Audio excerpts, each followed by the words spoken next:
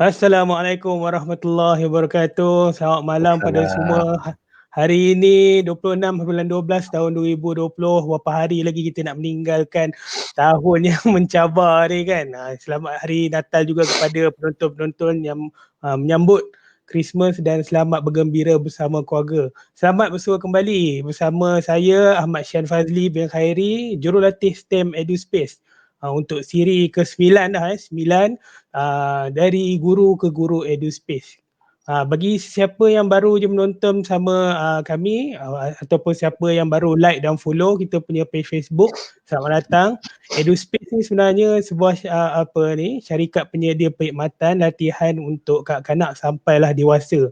Kadang-kadang kita ingatkan ada ceramah motivasi je ataupun untuk orang yang kerja kan.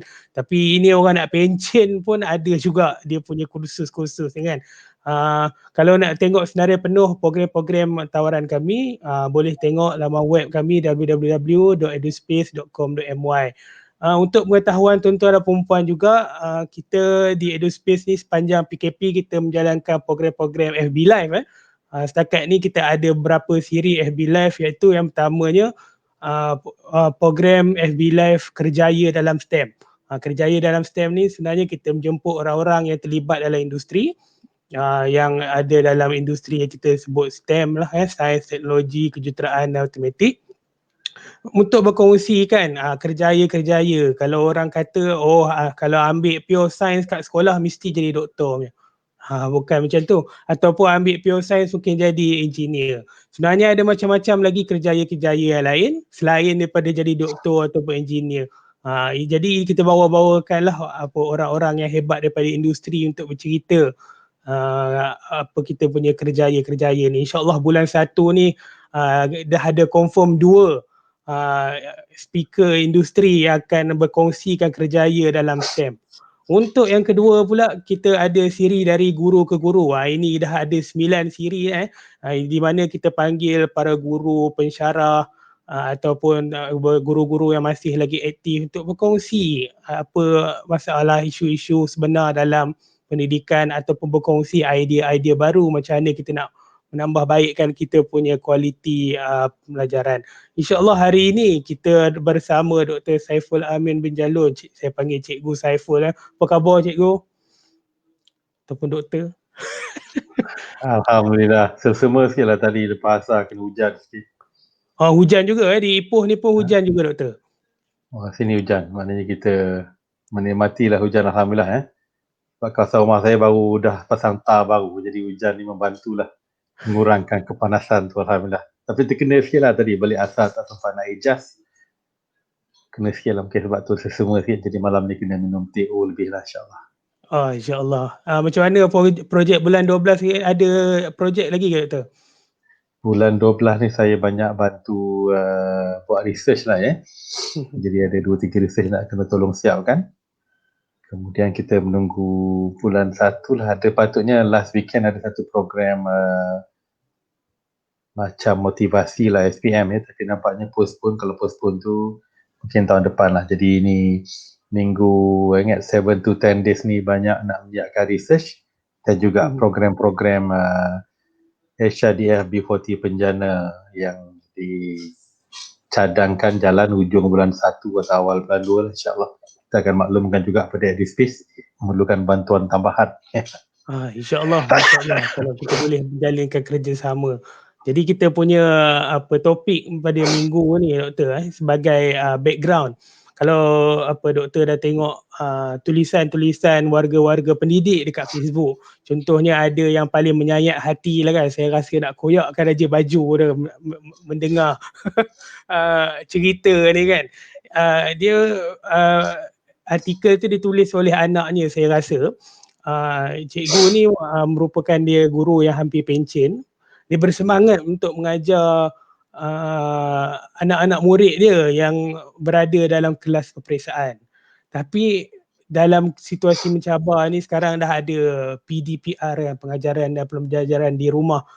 Tak ada seorang pun yang nak muncul, yang hadir dalam kelas online tu. Tak kisah nak pakai Zoom ke, Google Meet ke, Microsoft Team ke, tak ada.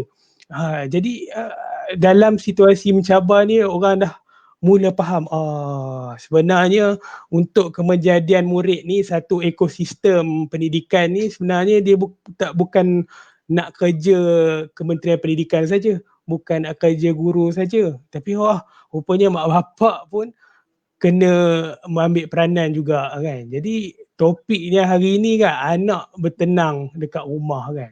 Jadi macam mana agaknya kita nak mengatasi masalah ni kan, sebab mungkin mak bapak tak tahu sebab sekarang work from home masih lagi berjalan, anak-anak tu pun macam tak nampak objektif pembelajaran dia kan. Jadi macam mana kita boleh mengejaskan anak-anak yang bertenang dah lama dah kat rumah ni? Silakan doktor.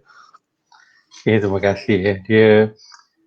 Cik Syah, dia tak boleh bagi jawapan satu. Dia ni lebih pada cerita sebab kita nak ada banyak option yang kita perlu jalankan. Nombor satu pada sahabat-sahabat, guru-guru, pensyarah-pensyarah. Jadi kita ambil konsep kita macam imam lah. Jadi imam kena datang. Imam kena datang dan imam kena imamkan sembahyang tersebut. Jadi bila kita mengimamkan solat tersebut, kemungkinan ada jemaah datang tu pastinya lebih tinggi daripada kita frust, kita kecewa, jadi kita tidak mempersediakan diri kita nak menjadi imam yang baik. Jadi pada sahabat-sahabat, pengajar, pendidik dan sebagainya, teruskan. Kalau kita ada Facebook Live, buat Facebook Live. Kalau kita ada Zoom, kita buat Zoom. Kalau kita buat Google Meet, kita buat Google Meet. Dan bila kita menceritakan pula, maknanya kena ada sedikit pelbagaian, sekurang-kurangnya 2. Sebab kita pun faham kalau kita sebagai seorang pendidik, kita dah 3 kali ajar ikut satu cara yang biasa, tapi orang tak minat, kita mungkin kena cerita ikut cara yang lain. Mungkin kita kena bagi video orang lain yang mengajar contohnya untuk orang bagi komen. Kalau tak ada orang bagi komen pula, kita ambil lah konsep macam kita bagi komen sendiri. Tetapi yang pertamanya jangan berhenti, jangan rasa kecewa kalau tak ada orang datang, sebab kerja kita nak menyumbang sebaik yang mungkin. Cuma kita nak tengok elemen-elemen apa yang kita boleh letak tu, mana kena ada setiap perubahan yang kita perlu susun atas apa saja yang kita nak kongsikan, ikut platform yang macam mana sekalipun. Dan platform ni kadang-kadang kita kena faham yang dia mungkin jadi hybrid sikit. Maknanya kita punya Google Meet Live, kita ada kita punya Zoom, tapi ada juga yang kita hantarkan video yang kita rakamkan melalui WhatsApp dan sebagainya. Kadang-kadang memang masalah teknikal pelajar kita memang nak dengar tapi time tu tak dapat nak dengar, dan bila nak dengar pula data tak cukup dan sebagainya. Jadi kita sediakan sebaik yang mungkin. Jadi yang pertama saya nak ingatkan Cik Syahan jangan kita berhenti sebab saya teringat dulu waktu saya mula-mula buat live ni kan, buat live kemudian buat program online, memang dalam, sedangkan saya penceramah yang telah menjalankan lebih kurang 600-700 penceramah ni, dah habis ajar Putrajaya semua tapi program 10 program yang pertama 3-4 orang je datang, dan 3-4 orang tu pula 3-4 orang yang sama tapi kita tidak boleh kecewa kat situ. Maknanya guru-guru yang ada rasa kecewa ni, jangan simpan kekecewaan tu di dalam diri, cerita dengan orang lain. Mungkin orang lain tu boleh memberi semangat, boleh bagi idea dan sebagainya, atau kita boleh cross. Maknanya mungkin dalam satu pengajaran ni kita jemput orang lain masuk, macam saya ke udara live dengan Cik Syihan ni, tapi kita kena cuba sebaik yang mungkin. Sebab saya ambil kat sini, kalau kita tak suruh anak kita sembahyang Jumaat pun syarat dia kita kena pergi sembahyang Jumaat dulu lah, dan kita kena berterusan melakukan perkara tersebut. Dan jangan kecewa kalau orang tak ikut pendidikan ni dia bukan semestinya kita ajar ini orang faham hari ni dan dia akan eureka moment, you have solved my problem. Jadi mungkin datang kemudian saya punya PhD pun bila saya dah habis buat PhD tu, tak nak tengok dah, tak nak pakai dah Tapi 2-3 tahun kemudian baru saya faham rupanya metodologi itu bukan saja boleh untuk dari segi bahasa dan komunikasi, boleh juga dikaitkan dan mananya lebih baik digunakan dalam segi pengurusan organisasi dan sebagainya. Ilmu tu walaupun kita belajar hari ni, mungkin kesedarannya datang kemudian. Kadang-kadang ada pula kesedaran tu bukan kesedaran ilmu tu je, hanya kesedaran untuk datang berkongsi duduk ilmu tersebut, dan kita boleh dapat yang saya rasakan yang paling tinggi sekali pada saya tahap keilmuannya, bila orang duduk dengar kita cerita, mereka merasa lama je kita bercerita tapi dia puas hati. Dia rasa tak puas hati kalau benda tu pendek. Macam saya alhamdulillah dapat sembahyang Jumaat di Masjid Besi hari tu dan kebetulan Habib Ali Zainal Abidin datang nak solat jadi mungkin dipujuk oleh dan dimohon oleh pihak masjid. Jadi dia malah menyampaikan tazkirah. Jadi rasa lama sangat tazkirah tu, rasa puas hati mendengar dan khutbah pun rasa lama sangat. Jadi kita nak sampai macam mana sampai kefahaman yang lama seronok tu.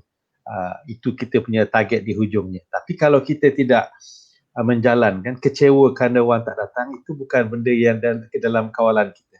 Yang dalam kawalan kita ialah kita mengadakan pengajaran sebaik yang mungkin. Dan kita menyediakan hybrid yang tak dapat sampai tu apa mesej kat WhatsApp.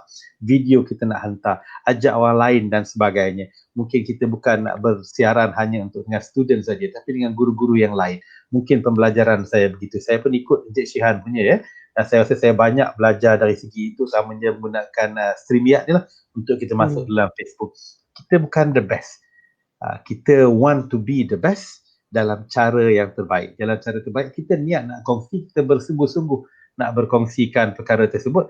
Dan kalau tiba-tiba sahabat kita ada 60 orang datang kelas dia, kelas kita tak ada orang datang pun, kita shoot a plot orang tu dan tanya kat orang tu apa yang dibuat. Kalau boleh terjemput pula dia masuk dalam program kita. Jangan kita sangka yang ini adalah benda yang resultnya mesti baik, walaupun kita mungkin terbaik dari segi face to face, kerana platformnya berbeza. Dekat rumah tu macam-macam benda yang berlaku. Jangan juga kita mudah salahkan mak bapak dan sebagainya, kerana mereka juga mengalami benda yang baru. Jadi kita tidak ada kepastian kat situ. Benda yang tak pasti, don't worry about it. Jadi kita jalankan saja kita punya program ni sebaik yang mungkin. Itu saya punya mukadimah lah Encik Shihan. Okay, terima kasih Doktor. Saya memang sangat bersetuju lah sebab apa kesan pada pandemik terhadap contohnya bisnes kan. Contoh ini satu benda yang baru, memang tak pernah terjadi dalam masa tempoh hayat 100-200 tahun kebelakangan ni kan. Tak pernah dibuatnya. Kalau dulu kita ada international travel, tapi sekarang tak boleh international travel, boleh botak Tony Fernandez dibuat je kan, sebab tak boleh terbang, kau terbang je. Tapi adalah dia punya penyelesaian baru. Kita nampak Asia sekarang berubah dalam perkhidmatan makanan contohnya. Ataupun kita boleh nampak dia pergi ke perkhidmatan menjual sayur contohnya kan. Jadi diorang yang bisnes ni diorang dah nampak dah. Mungkin situasi pandemik ni 2021 ni kurang-kurang sampai bulan 6 lah kita kena ada buffer zone untuk tahan ni kan. Jadi kita kalau tengok dalam situasi pendidikan pun macam tu juga rasanya. Kalau kita tengok takwim yang dikeluarkan oleh KPM sampai yang bulan 8 hari tu, saya tengok sesi persekolahan bermula pada 20 hari bulan Januari 2021. Itu pun ada setengah darjah dan tingkatan saja yang boleh masuk. Selebihnya akan sambung dengan PDPR, pembelajaran dan pengajaran di rumah kan. Jadi mungkin kita boleh anglekan sikit untuk ibu bapa lah mungkin sebab sekarang masih cuti, ada ample time untuk buat preparation kan.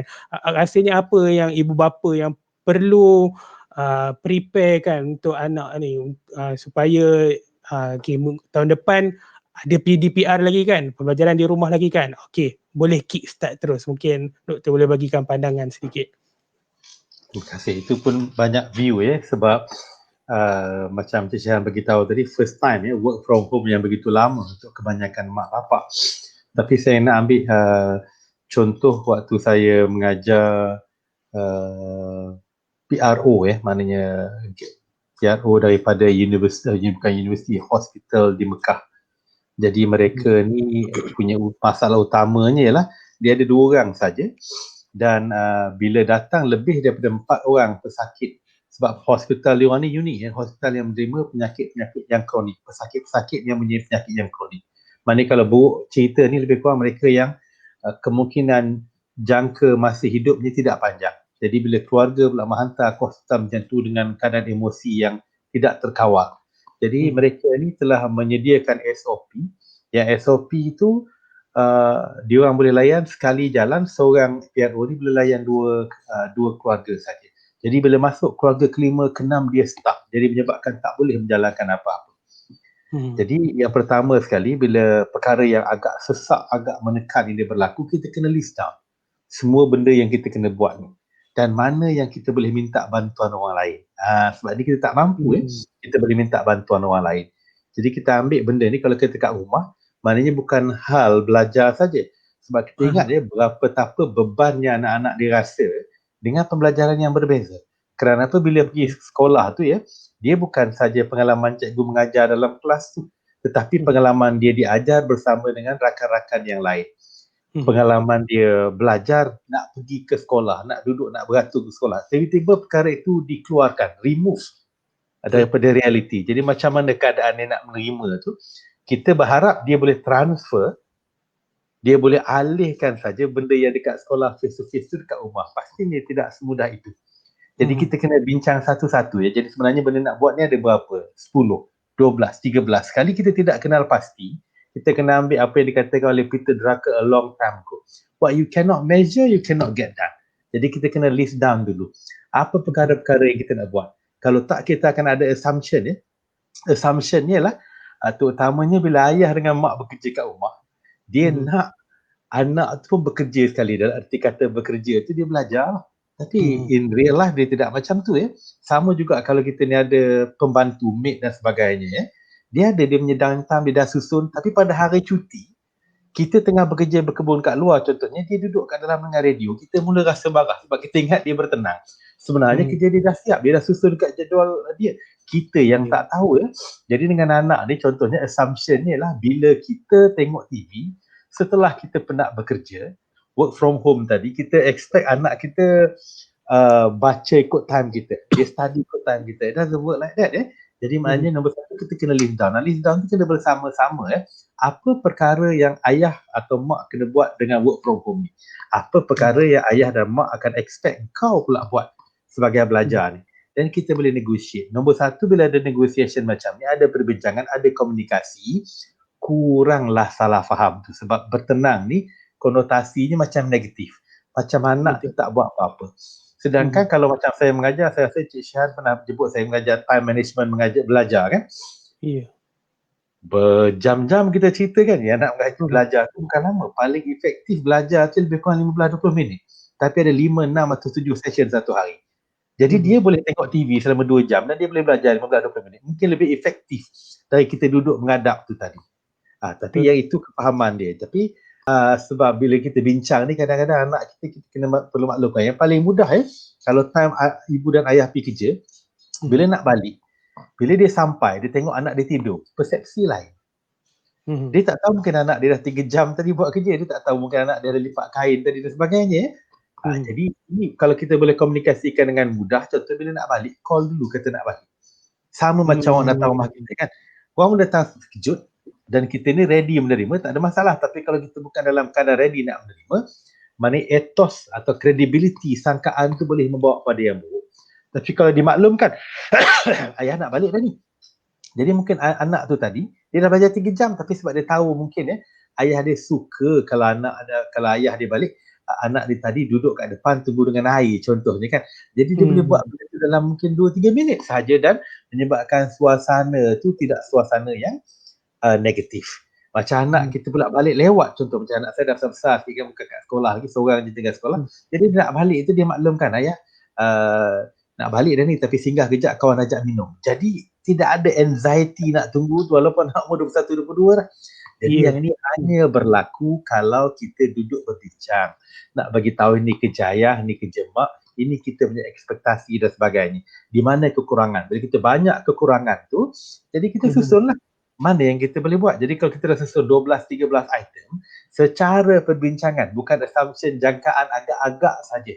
Sepatutnya anak aku buat macam ni. Siapa yang kata patut tu ya? Tak ada orang atau tak ramai orang yang boleh bagi tahu macam manakah proses pengajaran yang sepanjang tahun lebih kurang macam ni. Ada orang bagi tahu inilah cara yang sepatutnya. Saya belum jumpa lagi lah mungkin tak salah dekat Italia ada research tentang social climate untuk seorang belajar kat rumah tu begitu lama, begitu baik sekali. Maknanya mungkin expectation juga perlu direndahkan Mungkin kita expectation tinggi tu 10, expectation average tu 30, expectation dia boleh buat sesuatu saja 60. Masuklah pada guru dan sebagainya. Kita kena mungkin lower down kita punya expectation ataupun tukar kita punya expectation daripada dia belajar daripada style lama, mungkin perlu dimasukkan elemen-elemen NLP ke design thinking ke dalam kita punya program tu agar dia sedikit berubah, penilaiannya sedikit berbeza. Jadi bila berbeza ni mungkin ada interest sikit tu. Tapi yang nombor satunya kena ada perbincangan. Ini bukan saja kat rumah, kalau pergi kerja pun sama. Kita nampak kita punya staff bertenang. Jadi kita rasa tak puas hati, mungkin tapi sebenarnya dia siap kerja dan kita tak bagi dia kerja yang lain, jadi dia tunggu lah. Jadi kita kadang-kadang pun tak proaktif, yang proaktif ni kerja bos nak cerita polisi dan sebagainya. Jadi kita kena beritahu lah proaktif tu tadi. Sebab kalau dia proaktif lebih pula, kita kata mandai-mandai pula kan. Jadi perbincangan tu sangat penting. Bincang yang benda simple dulu. Saya bersyukur dengan anak saya yang umur 16 ni, bincangnya sikit tapi dia tahu dah. Maknanya kalau tiba-tiba saya yang basuh kain pagi, sebab saya banyak work from home kan, dia automatic turun kan perkataan pertama dia, sorry ayah, I woke up late, nanti I'll do the rest. Contohnya mana dia tahu itu dia punya part. Dan kalau ayah kena buat, dan ayah pula dan adik-beradik yang lain, contohnya ni adik ni dia seorang kat rumah, jadi bila dia jemur kain contohnya, if you are around, jemurlah 4-5 walaupun kita dalam keadaan rushing nak keluar.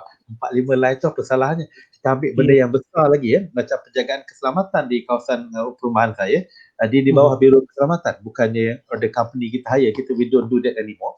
Jadi yang kita sarankan, nak kata yang sibuk sangat ni kan, bila on the way nak balik rumah, sebab kawasan rumah kita orang 120 rumah aja, pusinglah satu round. Jadi kalau 120 kereta, ikut time dia pusing satu round, pastinya kawalan tu lebih baik dan orang akan rasa terkawal tu tadi. Tapi perlu dimaklumkan. Dan bila saya maklumkan, awal-awal baru 2-3 kereta je yang buat. Tapi bila kita lakukan selalu, harap-harap bertambah lah. Tetapi seperti yang saya sebut dalam Encik Shan, kalau tak ada orang buat pun, it's okay. Dia bukan mudah nak ubah orang. Kalau senang ubah orang, semua orang dah berubah lah. Mungkin setahun dua baru ada pertambahan. Jadi kalau tahun yang pertama ada 3 orang, kita tidak berharap lah pandemik di sama setahun lagi 3 orang. Kalau tahun depan jadi 6, bukankah itu perubahan 100%? Jadi kita kena susun sebaik yang mungkin, tapi result tu kita kena letakkan ada lower skill first kerana ketidakketahuan kita tentang climate sebenarnya. Tapi untuk menjawab yang tadi itu, yang bertenang tu kita kena tolak tepi daripada kefahaman negatifnya. Mungkin mereka telah selesai melakukan kerja, mungkin kita tidak ada berbincang nak kata apa yang nak buat, apa yang tak nak buat tu tadi. Bila dah rancang dan diberitahu, should be no problem. Anak saya seorang ni dah di Politeknik dia boleh maknanya pagi pukul 8 sampai pukul 10 sampai pukul 7-8 malam dia kerja di kedai kucing. Bila dah rancang kan, dan dia bagi tahu, dia balik, dia makan, dia mandi, solat semua, pukul 10 jadi jaga, jadi security guard 3 jam. 10 sampai 1. Tapi next day-nya, sebab kita tahu dia masih kena belajar dan sebagainya, kita setuju, betul lah kau nak duit ekstra kan, tapi next day kerja tu kena salah satu, tak boleh dua-dua juga. The third day kena ambil kerja yang sikit tu, yang security tu 3 jam saja, or else nanti tak dapat langsung kita nak rehat dan tak ada sedikit pun proses pembelajaran berlaku yang juga amat penting. Bukan juga memang amat penting, kerana walaupun cuti masih berjalan proses pembelajaran tersebut. Tapi ini pandangan saya saja, Syihan kerana saya bersyukur sebab saya pernah jadi cikgu, saya pernah jadi guru bahasa, saya pernah jadi pensyarah, dan saya tak jauh lari daripada bidang akademia ni. Walaupun saya banyak juga buat corporate training, saya masih lagi mengajar, tapi part time lah, nak berkata orang berpagian saya masih lagi mengajar di Zaman University Management Communication, dan saya masih banyak menjalankan program di UKM, di bawah UKM Holding, dan juga di UPM, di Putra Business School. Jadi alhamdulillah bukan pandangan saya saja, pandangan sahabat-sahabat juga yang saya utarakan dekat sini. Tapi sebelum saya terlupa, sebelum masuk soalan yang seterusnya, Encik Syah, saya nak ingatkan pada guru-guru yang mengajar secara online, dia online ke offline ke, cerita dia sama. Kena ada cerita. Gambar tak cukup, PowerPoint tak cukup, apa cerita kita? Sebab saya masih ingat cerita-cerita cikgu saya yang mengingatkan saya tentang apa yang diajarkan puluhan tahun yang dulu. Jadi readykan cerita. Macam mana penceritaan itu? Cerita dengan kawan-kawan guru yang lain 1-2 round terlebih dahulu untuk menjamin kualiti kefahaman orang. Macam saya siap saya tulis buku saya bulan 1 itu. Dia punya editing, check editing dia kadang-kadang setahun tadi ini baru nak proses publish dan sebagainya. Kenapa? Kena bagi pandangan orang. Bila pandangan orang tu kita jangan kecil hati pula sebab mungkin orang kata idea tu tak bagus langsung dan sebagainya. Tak apa, kita dengar, selagi banyak orang kita dengar, kemudian kita buat keputusan kita buat keputusan yang mana yang pada kita lebih selesa. Itu second part kita bercerita ni sebelum saya masuk cerita tentang element of control tu tadi. Silakan Cik Syihan, kalau ada soalan ataupun dah ada yang mengikut kita punya live ni bertanya dan sebagainya. Baik, kalau sekali lagi saya menjemput tuan-tuan dan puan-puan, kalau ada soalan kepada kita punya ahli panel, boleh ajukan soalan dekat ruangan komen kat bawah. Dia punya tajuk hari ni nampak je anak petenang kat rumah. Mungkin tajuk tu memberi konotasi ataupun makna yang negatif. Tapi bila kita dalam situasi di rumah lah kan, kita nampak memang sebenarnya bukan di rumah saja, di tempat kerja pun kita merasakan ini common sense. Kita harap orang faham dengan benda yang kita harapkan, tapi sebenarnya kalau benda tu kalau tidak dia cakap, tidak dikomunikasikan, benda tu ada hanya pada sebelah kita saja. Kita mengharap saja. Kemudian mulalah timbul-timbul pemikiran-pemikiran negatif dan sebagainya kan. Jadi kalau kita boleh communicate benda apa contohnya boleh di-adjust kan, itu memang sangat baik lah. Lepas tu saya pun dah 3 minggu ni doktor, saya dah buat 3 siri guru ke guru bersama cikgu-cikgu yang sangat hebat serata Malaysia. Ada guru daripada KL, guru daripada Jerlun, ada guru daripada Taiping. Mereka berkongsi kan dia orang punya strategi-strategi tu. Memang betul lah, memang sangat sesuai. Bila kita mula dengan pelajaran online ni, kena tukar strategi ni sikit, dan strategi dia kenalah banyak dia supaya tak buntu lah benda ni bila kita buat pengajaran tu. Jadi kita tengok dulu kalau soalan ni ada. Tak ada soalan lain, tak ada soalan lagi, cuma ada ni je kata-kata Alhamdulillah. Okey, mari kita ucapkan Alhamdulillah dulu. Kemudian pada hujung FB Live saya yang terakhir ni, saya bersama ikon guru STEM, Cikgu Nur Helmi. Saya di penghujungnya saya bertanyakan soalan sebagai hujah penggulung kan. COVID ni dia ialah satu sumpahan ke ataupun dia ialah satu it's a curse or blessing lah, orang putih kata kan. Jadi Cikgu Helmi kata it's a blessing lah. Sebab apa? Selepas kita menjalani, walaupun kita rasa susah benda ni, dia mengambil peluang mencari ilmu-ilmu yang baru. Contohnya dia dulu banyak perkongsian pergi ke PPD dan sebagainya, mungkin kena travel 6-7 jam untuk sampai ke tempat tu. Tapi sekarang semuanya secara maya, tak perlu lagi. Jadi itu blessing bagi panelis saya yang sebelum ni, Cikgu Helmi. Pada saya pula, nak kata pandemik COVID ni adalah blessing or curse, mungkin ada curse-nya juga, mungkin pendapatannya tak seberapa lah kan. Tapi kalau ditengok dari sudut negatifnya, sudut positifnya, banyak bendanya. Mungkin pada waktu PKP yang ketat pada masa awal-awal bulan 3 tu, saya berjaya mengikuti 2 kursus anjuran Institut Kesawanan Negara. Jadi dapatlah belajar macam mana nak menggunakan Facebook Ads dan menjalankan macam mana nak buat copywriting contohnya. Dan juga saya masuk kursus macam mana kita nak menggunakan WhatsApp Business. Jadi menambah ilmu saya sebagai seorang peniaga. Kemudian tambah pula lagi, tak cukup pula Facebook dengan WhatsApp tu, belajar pula lagi kursus pengendali makanan. Jadi saya bolehlah mengendalikan makanan tanpa ada was-was ke apa kan. Jadi kalau tak ada COVID ni, tak adalah saya belajar benda-benda ni kan. Jadi saya teringat masa kita awal-awal PKP dulu doktor, kita ada buat sesi perbincangan dalam platform AIM Focus, macam mana doktor berceritakan belajar skill baru. Jadi saya rasa adik-adik saya kat rumah ni ataupun anak-anak lah adik-adik di rumah ni dah lama duduk di rumah, mungkin benda belajar ni tak banyak kan. Tapi saya rasa inilah peluangnya untuk belajar skill-skill baru. Tapi rasanya pada pandangan doktor, apa skill-skill baru yang sebenarnya adik-adik saya boleh belajar sementara sesi persekolahan belum bermula ni. Silakan. Terima kasih dia ada banyak cerita tu. Nombor satu saya nak komen sikit tentang nak kata benda blessing ke curse ya. Jadi benda ni pada pandangan saya kita jangan umumkan. Jangan umumkan sebab kita tak boleh generalize to everybody. Sebab bila kita positif sangat dengan orang yang dilanda begitu kuat ombak dan badainya, bunyi positif kita ni mungkin menyebabkan dia lari. Dia tak nak duduk dengan kita lagi dah. Kerana dia merasakan kita tidak memahami kekesahannya. Sampai kalau macam orang kena kanser contohnya kan, perkataan yang tak boleh dibagi pada dia ialah sabar. Sebab dia sabar lama dah. Jadi kita kena cari perkataan yang lain. Bila ada orang tanya kita secara direct, kalau kita punya platform tu platform yang umum macam ni kan, kita kena bagi jawapan yang on the middle ground. Tapi kalau dalam kelas kita sendiri, contohnya kalau pengajaran seorang ustaz di dalam satu surau ya, maknanya dia punya audience localized, kita boleh jawab secara spesifik. So kadang-kadang saya pun heran dalam satu surau contohnya dia ambil video dan kita masukkan dalam YouTube.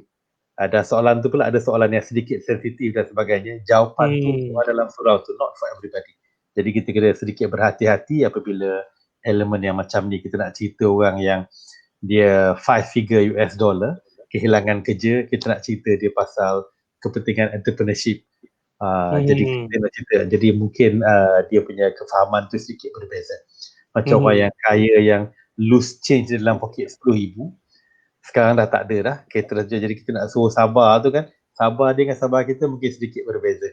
Jadi mungkin kita punya penerangan tu kena lebih menjadi teman, duduk dengan dia dan sebagainya, daripada nak bagi tahu apa yang patut dilakukan.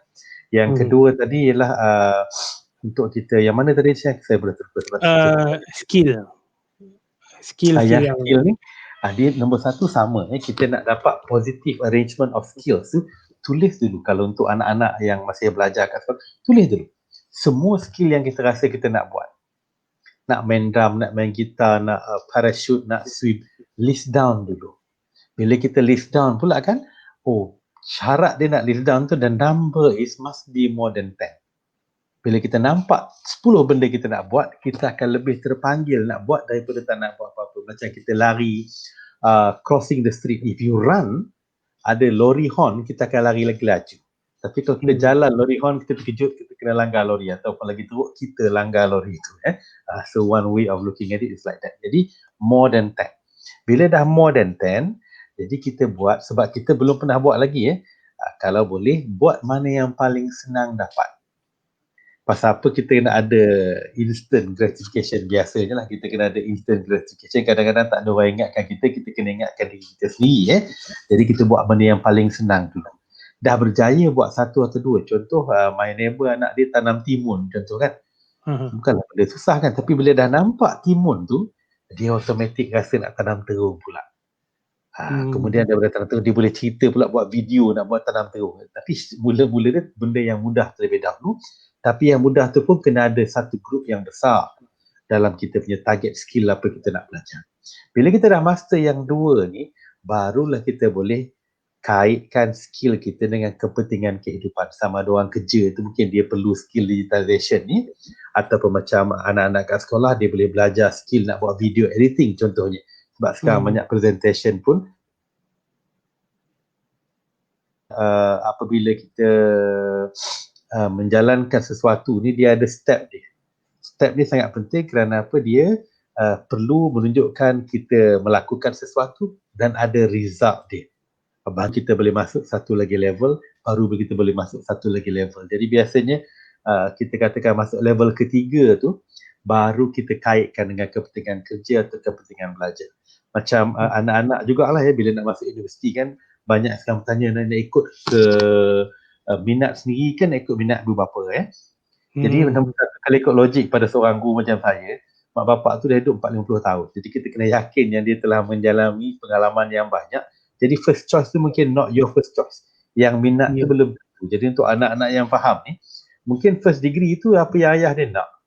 Kan? Tapi syarat dia degree tu bukan result kita saja maknanya kita dah menjalani kehidupan bersosial untuk mencapai satu benda yang besar dalam masa 3 atau 4 tahun. Masters buatlah apa yang kita nak tu tadi. contohnya. Ataupun mungkin kita sedar sebenarnya yang mak bapak kita punya pilihan tu sangat baik dan menyebabkan kita rasa minat pada perkara tersebut. Jadi kita kena open sebab kita kena buat ni ialah kehidupan kebanyakan orang dia bukan buat kerja benda nombor satu dia.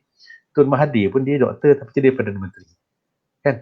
Saya pernah belajar dulu dengan Datuk Seri Zahid Hamidi. Buat master sekali kan. Jadi bendanya lain ya tapi buat ni benda yang lain jadinya. Mungkin the second part tu kepakaran yang datang kemudian. Bukan pilihan kita asalnya. Saya pun dulu jadi pilot. Siapa sangka jadi cikgu English dulu kan. Kemudian saya rasa nak pula jadi benda ni. Macam makan durian lah. Kalau orang yang tak makan, dia tak ada makan cukup period atau frekuensi. Dia tak akan dapat rasa kesedapan durian itu. Macam saya lah sebab saya tak pernah nak cuba. Jadi kena ada percubaan tu tadi. Bila nak cuba tu, cuba benda sikit. Jadi saya berjaya ialah sebab rupanya saya tak nampak, saya tak nak tengok colour durian tu. Jadi mak saya buat dalam sambal ikan bilis. Jadi bolehlah makan durian sikit. Contohnya lah ya. Jadi jawapan secara asasnya, bila kita nak buat ni, pastikan bila kita listkan skill tu biar lebih daripada 10. Selepas lebih pada 10 tu yang paling senang sekali kita nak buat.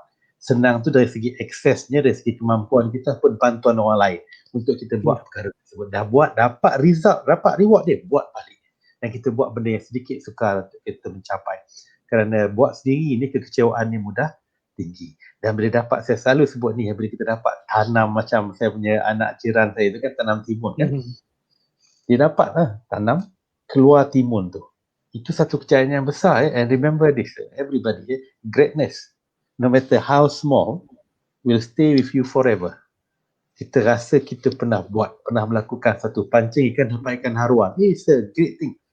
Saya punya anak first time dapat tangkap ikan haruan, dia mencerita 2-3 minggu. Why? It's a great thing that he did. Dia tak pernah dapat tangkap. That's something. Jadi pasal tu awal-awal kita buat ni, jangan buat benda yang besar dulu. Dapat benda yang boleh siap dulu untuk rasa yang kita mampu melakukannya. Sebab peringatan ni kurang dan peringatan ni amat penting ya. Kadang-kadang tak ada orang nak ingatkan kita. Rasanya Cik Syihan pun tahu kita kena solat, kita kena pergi surau dan sebagainya kan. Tapi peringatan tu yang semenjak zaman Rasulullah sampai sekarang ada azan 5 kali sehari. Kalau tak ada peringatan ni mungkin ramai orang tak pergi. Kan? Tapi akhirnya kalau boleh kita orang yang memperingatkan tu tadi. Tapi untuk boleh buat tu, mana kita kena boleh buat benda yang solatnya dulu. Kena boleh baca Fatihahnya dulu. Boleh baca Qul-Huwallahnya dulu. Contohnya lah ya. Untuk kita boleh melangkah untuk melakukan perkara yang lebih tinggi, lebih besar. Dan bila kita selalu pula lakukan benda yang dah besar tu, in the end yang besar tu pun nampak macam tak berapa besar sangat. Nampak kecil. Saya rasa macam Cik Syihan pernah ikut program Shell yang 400-500 orang peserta. Jadi bila tengok 400-500 orang peserta, dah buat 7-8 kali, bila buat team building sekat 30-40 orang tu rasa macam it's not a problem at all, a walk in the park. Kerana apa? Kerana kita dah duduk kat situ. Tapi pengalaman Cik Syihan sebab saya turut serta sekali dalam program tu dulu tak salah saya, bila masuk tu ada guru-guru lain yang menunjukkan betapa senangnya benda itu dilakukan. Jadi kita ada orang yang facilitate untuk kita faham tersebut. Tetapi kalau kita nak bagi tahu pada anak-anak yang dekat rumah ni, yang mak bapak je tengah kerja walaupun dekat rumah. Jadi jangan suruh buat besar dulu, buat yang kecil terlebih dulu. Kadang-kadang buat bantuan ya. Saya dengan anak saya kat UiTM ni, saya first time nak masuk artikel dekat newspaper bersama dengan dia. Jadi tajuknya saya kena pilih, saya yang tulis lebih dan sebagainya ya. Untuk dia rasa, I have my name in the newspaper. Jadi mungkin next time dia boleh tulis lebih pada saya. Jadi saya, yang part ni saya nak akhiri dengan yang soalan ini dengan pesanan dari arwah Prof. Sheikh Nur Alam yang jadi dekan saya dulu di Fakulti Bahasa Moden ya.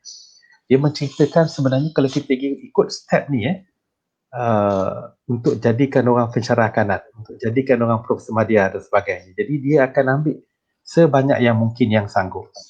Dan kebanyakannya pula pakai idea dia. Kadang-kadang tulisan dia. Jadi dia yang tulis, orang tu yang edit ya. Tapi masuk 3-4 kali, biasanya anak didik ni dia yang tulis lebih banyak. Akhirnya Prof. Sheikh Nur Alam yang tolong edit. Akhirnya Prof. Sheikh akan katakan, tak payah letak nama aku dah. It's yours. Tapi bendanya bukan sekejap, bendanya bukan lama dan harap-harap pada anak-anak tadi yang responsibility ini adalah pada guru dan juga ayah dan ibu ya. Mana bila kita letakkan tanggungjawab tu tadi, kalau benda yang simple tu pun tak boleh, tak dapat result teruk, tanam terung kan, tumbuh tak tahu apa yang tumbuh kan, it's okay because dia telah mendapat pengalaman tersebut. Because experience is always what you get when you do not get what you want. Jadi kita ubahlah sikit untuk menjalani program yang lain. Kalau tak ada kena-mengena dengan pelajaran, it's okay. Sekurang-kurangnya kita tak ada rasa tajuk yang kita tunjuk ni, kita tak ada rasa anak kita bertenang, dia melakukan sesuatu. Okay, Syah. Okay, terima kasih Doktor. Mari kita tengok kalau ada soalan. Saya rasa tak ada soalan. Kita pun dah masuk minit ke 40 lah. Mungkin Doktor boleh teruskan ke sesi yang terakhir. Ceritakan pasal apa kontrol tu tadi. Mungkin tergantung cerita dia. Okay, jadi di hujungnya ialah bila kita dah buat sebarang keputusan dalam kehidupan kita, sama ada kerja ke belajar dan sebagainya, dia elemen kontrol ni biasanya terbahagi pada 3. Nombor 1, benda yang kita tak boleh nak kontrol. Kita sebagai manusia biasa kan, sekarang ni kita dengar ada vaksin nak datang. Kita tak boleh kontrol bila vaksin tu datang. Kita pun tak boleh kontrol sangat je berapa lama impak vaksin tu akan menjadikan Malaysia seperti Malaysia yang sebelum pandemik ni. Jadi jangan risau sangatlah pasal vaksin tu. Take it out of your equation kerana dia tidak dalam kontrol kita. Tetapi yang ada elemen kontrol, walaupun pandemik COVID ni kita tak boleh kontrol macam mana datang, tetapi kita boleh pakai mask. Kita boleh basuh tangan, kita boleh ada sanitizer dalam kereta, dalam poket, kita boleh kurangkan keluar, kita boleh saya nampak sebab saya pergi solat Jumaat, saya sangat rasa bangga sangat nak cerita walaupun orang dah semayang kapasiti penuh di masjid besi walaupun turun tangga, tapi tak ada orang rapat Syihan orang masih lagi kurang-kurang 2,5 kaki dan sebagainya. Kita dah perasan. Kenapa? Benda tu dah jadi kebiasaan. Jadi yang itu kita boleh kontrol. Jadi kalau itu kita boleh kontrol, kita nampak ada grup yang tak boleh tak kontrol, jangan marah grup tu. You just don't go there. Kerana apa? Kita tak boleh. Tapi yang kita boleh kontrol, make sure kita kontrol sebaik yang mungkin. Saya ada my mother with me, 87, my mother-in-law 65. Jadi dia nak makan roti sardin dengan roti pisang. Sebab ada kedai yang sedap sangat. Tapi yang itu, dia nak makan apa, saya tak boleh kontrol. Tapi saya boleh kontrol, jangan pergi kedai tu, tak apa, saya beli bungkus. Dan saya rushing balik supaya apa, dia masih panas lagi. Yang elemen kontrol, make sure kita kontrol sebaik yang mungkin. Lebihkan kemungkinan kita boleh kontrol tu. Dan yang benda yang 100% kita boleh kontrol, make sure lah make sure kita jaga sebaik yang mungkin. Macam ayah dan anak tu tadi kan, sekurang-kurangnya adalah perbincangan ambil masa ni bukan lama kalau mak biasanya kadang-kadang pukul 5 dah bangun jadi mana takkan pukul 5 nak ajak anak terbincang apa nak buat hari ni jadi mungkin malam kita dah settlekan perbincangan tanya pula, tolong jangan tanya benda yang sama homework dah siap ke belum, ada tak cikgu bagi homework, macam mana kelas tadi, cerita benda lain, cari benda yang anak tu seronok untuk kita bincang benda yang tadi kan, cerita macam mana cerita sebab saya tengok cerita anime Jepun dengan anak saya tengok setengah jam baru cerita yang lain. Jadi kena korban time kita tu untuk nak faham perkara yang mereka nak ceritakan bila ada persamaan tu tadi. Jadi bila dapat yang benda macam tu kita susun, kita ada rahsia susunan tersebut, kita tidak akan ada datang dan react saja daripada keadaan tersebut. To be proaktif, kita kena ada measurement, kita kena ada negotiation, kita kena ada perbincangan.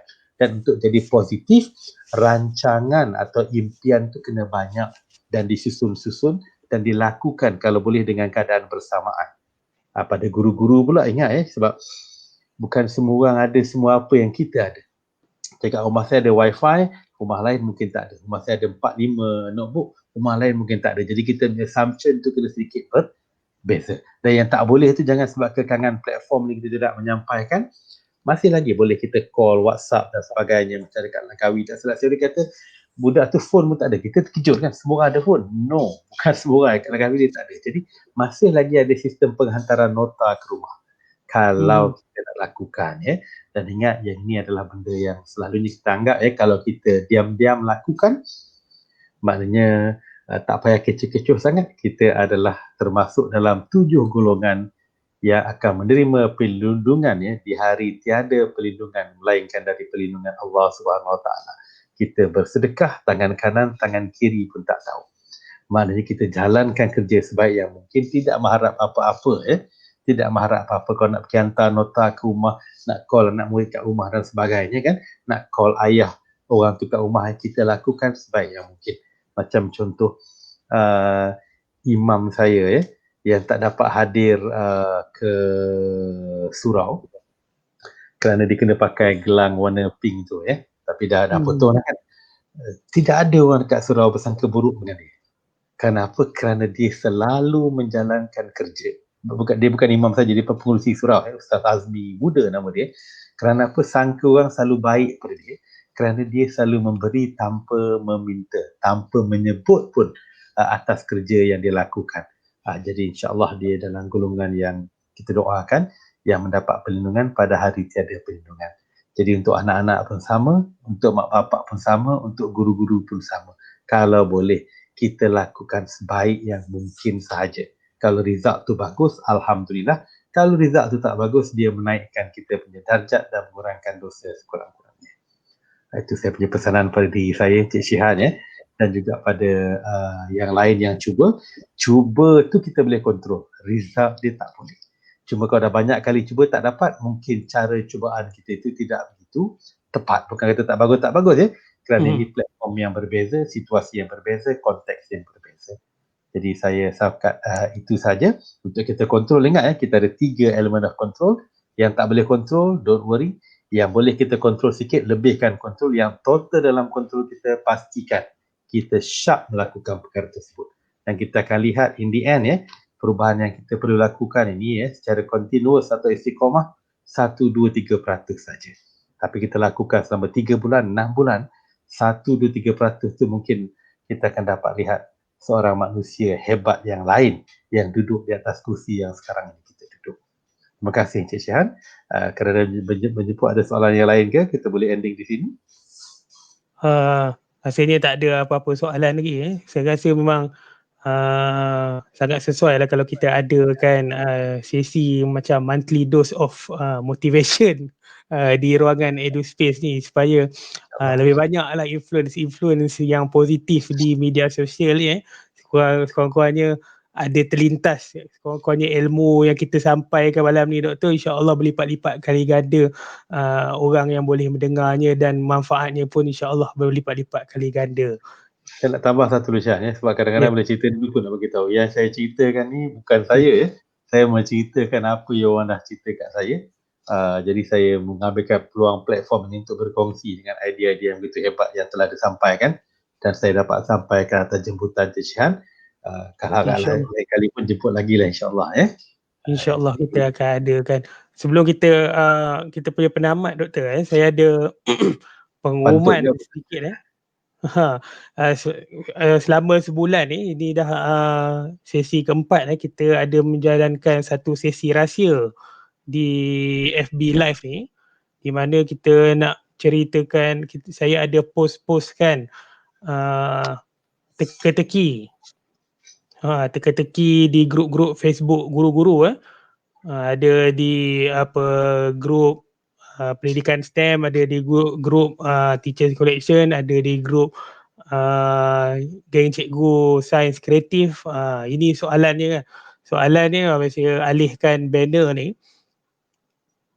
Soalan ni nampak macam pictorial je. Dia ada peralatan makmal dicampurkan, ada nombor. Secara tak sengaja tuan-tuan dan perempuan yang dah buat join kita punya sesi ni, buat penyelesaian ni, secara tak sengaja anda telah menyelesaikan persamaan serentak. Jadi persamaan serentak ni tak semestinya kita pakai abjad saja. Kalau di sekolah kita ada X, Y dan Z dan sebagainya, kita boleh juga guna secara pictorial. Ini macam mana zaman-zaman dulu lah, zaman ahli-ahli matematik masa zaman kegemilangan Islam dulu. Jadi soalan ni ialah apa ada balang kat bawah ni, balang hijau campur balang merah campur 3 balang. Apa jawapannya? Mari saya tunjukkan jawapan ni. Jawapannya ialah, saya bukakan satu lagi share-nya. Jawapannya jawapannya balang yang hijau ni nilainya 4. Jawab balang yang bertiga tu jawapannya 8 dan balang yang merah ada apa retorte stand tu jawapannya 6. Jadi bila dicampurkan semuanya hasilnya sama dengan 18. Terima kasih kepada semua yang menjawab. InsyaAllah minggu depan ada lagi yang kita punya sesi geletek otak EduSpace yang lebih menarik. InsyaAllah dia punya jawapan dia akan dikongsikan pada sesi FB Live kita pada 2 Januari 2021.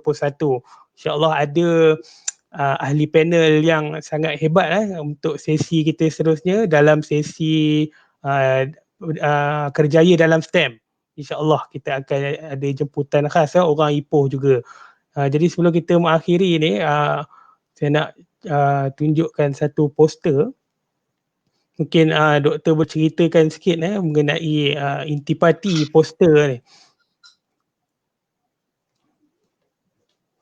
Ya, nampak. Okey. Alhamdulillah agak-agak semua nampak. Jadi nombor 1 saya nak sarankan Encik Syahan jadi pada yang dapat jawab soalan teka-teki itu jadi bila kita buat program kita yang ini kita bagi dia satu seat percuma lah kalau dia masih lagi berjalan dalam bentuk online Yang ini adalah lebih kurang satu approach atau satu teknik untuk kita nak mencapai kejayaan atau sekurang-kurangnya kita duduk di dalam yang jalan yang boleh bawa kita ke arah kejayaan insyaAllah Jadi kita akan ada macam mana mind transforming teknik dengan cara yang baru. Kemudian yang macam saya terangkan tadi perubahan yang 1, 2, 3% secara istiqamah atau berterusan dan kita akan terbuka minda yang boleh melihat banyak penyelesaian daripada terlampau fokus pada 1-2 masalah dan kita ada contoh macam mana kita bila kita ada banyak penyelesaian ni teknik kita untuk analyse data kita agar kita dapat informasi yang cukup dan cukup pantas untuk kita menjalankan penyelesaian atau menyarankan penyelesaian dan bentuk-bentuk implementasi dia dan kita menjadi seorang yang agile. Agile ni bukan menyebabkan kita tangkas saja tetapi seorang yang meletakkan perubahan itu sebagai salah satu strategi kehidupan. Hijrah itu adalah kehidupan dalam diri kita.